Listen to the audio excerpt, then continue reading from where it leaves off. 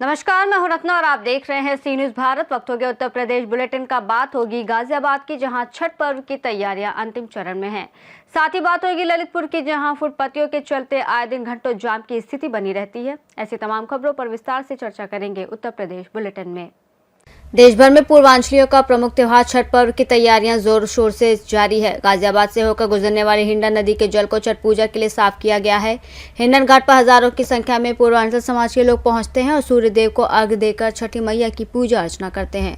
पर्व लेकर गाजियाबाद प्रशासन ने पूरी तरह से कमर कस ली है। न सिर्फ हिंडन घाट को सुंदर बनाया, बल्कि हिंडन नदी के पानी को स्वच्छ करने के लिए कई दिनों से नदी के जल में कोई भी दूषित चीज न प्रवाहित की जाए, इस पर भी लगातार मॉनिटरिंग की जा रही है।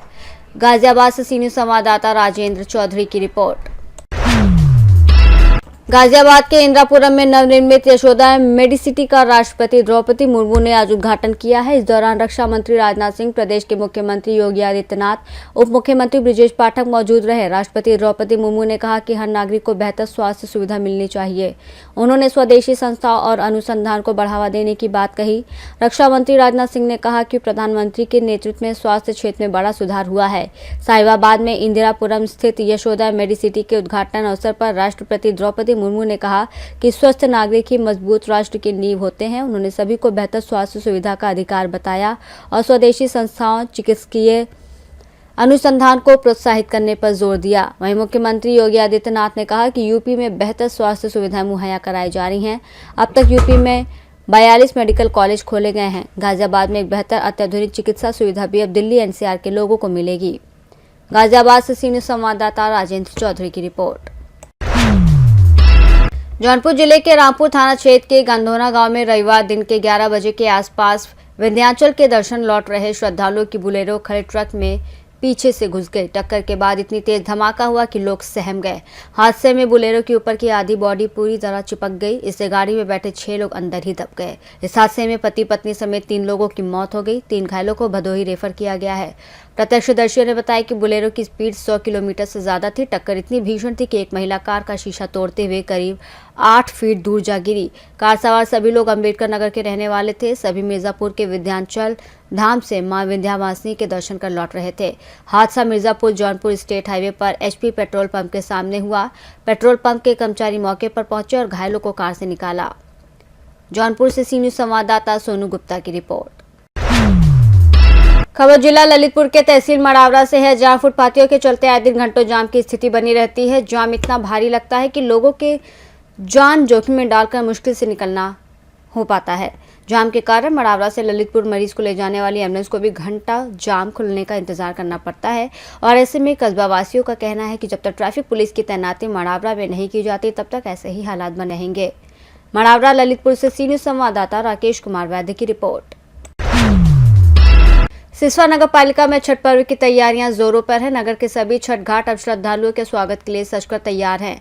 रविवार को श्रद्धालुओं ने घाटों पर पहुंचकर अपनी अपनी बेदियों की सफाई और रंगाई पुताई कर माहौल को भक्तिमय बना दिया। नगर पालिका के 25 वार्डों में कुल 23 छठ घाटों की सफाई और सौंदर्यीकरण का कार्य पिछले 1 सप्ताह से लगातार। अभी सभी घाट पर्व के लिए पूरी तरह तैयार है। नगर के प्रमुख घाटों में मीराबाई नगर वार्ड का पोखरा टोला और श्री राम जानकी मंदिर छठ घाट शामिल है, जहां रविवार को लोगों ने उत्साहपूर्वक तैयारियां पूरी। छठ पर्व को लेकर नगर के बाजारों में भी रौनक बढ़ गई है। दौरा, कोशी, फल और सब्जियों की दुकानों पर खरीदारों की भीड़ उमड़ रही है। मांग बढ़ने से फल और सब्जियों के दामों में हल्की बढ़ोतरी देखी गई, लेकिन श्रद्धालुओं के उत्साह में कोई कमी नहीं है। नगर पालिका अध्यक्ष प्रतिनिधि गिरजेश जायसवाल ने बताया कि सभी घाटों की साफ सफाई पूरी कर ली गई है। पथ प्रकाश, पेयजल और अन्य आवश्यक सुविधाएं सुनिश्चित की जा रही हैं और इसके अलावा नगर के प्रमुख घाटों पर भक्ति जागरण का भी आयोजन किया जाएगा। महाराजगंज से सी न्यूज संवाददाता मनीष कुमार कन्नौजिया की रिपोर्ट। महिला सशक्तिकरण अभियान के बाद भी महिला को न्याय नहीं मिल रहा है। विधवा महिला ने अपने जेठ पर लगाया जमीन कब्जा करने का आरोप। पति की मौत के बाद विधवा महिला के नाम जमीन आई है। महिला ने अपनी जमीन पर जेठ द्वारा कब्जाने का आरोप लगाया। विधवा महिला की शिकायत पर बांगरमऊ तहसील के अधिकारियों ने पहले की थी नापजोक कर महिला को उसके हिस्से की जमीन का कब्जा दिलाया था, लेकिन महिला का आरोप है कि कब्जा मिलने के कुछ दिन बाद फिर से जेठ ने जमीन कब्जा कर ली है। विधवा महिला थाने के चक्कर लगा रही है, लेकिन न्याय नहीं मिल रहा है। दर दर की ठोकरें खाने को मजबूर है विधवा श्यामावती। बांगरमऊ कोतवाली क्षेत्र के केशवापुर निवासी है विधवा महिला। नाम है श्यामवती उर्फ शर्मावती। कहाँ रहती हो? हम रहते हैं केशवापुर। क्या कुछ मामला है जो आप क्षेत्राधिकारी कार्यालय आज गई थी? हमारा खेती का कब्जा सर्वेश ने कर रखा है, हमको ज़बरदस्ती कर रहे हैं, दबंगई करते हैं।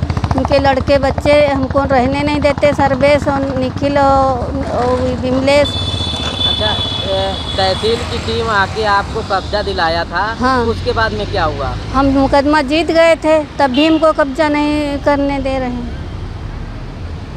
तो आप तहसील गई, तहसील स्तर की टीम भी आई थी, आप मुकदमा जीत हाँ, गई। तो लेक नपवा भी गए थे, कानोगो आए थे, लेखपाल आए थे, सब भी आए थे। तो आज आप बांगरमऊ कोतवाली भी गई थी, थाने नहीं गई थी क्या? हाँ। वहाँ क्या कुछ हुआ? कुछ नहीं हुआ साहब, कहीं सुनवाई नहीं हुई है। आप कितने दिनों से चक्कर लगा रही हैं? अरे हम भैया लगा रहे हैं, 10वें साल हो गए। जब मुकदमा जीत गए तब भी कोई सुनवाई नहीं।